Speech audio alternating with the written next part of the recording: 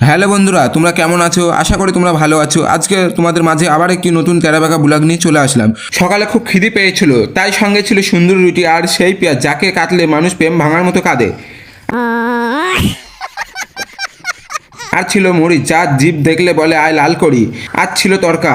সবগুলোকে একসাথে চটপট খেয়ে নিলাম। ইস শালা, গাড়িকে আজকাল মশাই কামড়ায়, তার ধূপ ধরিয়েছে। দুই ভাই ফাজলামি করতে করতে যাচ্ছিলাম মাঠের দিকে। মানুষের মাথায় ব্যথা হয় শুনেছি, কিন্তু আম গাছের মাজা ব্যথা হয়েছে, তাই দাঁত কেলিয়ে পড়ে আছে।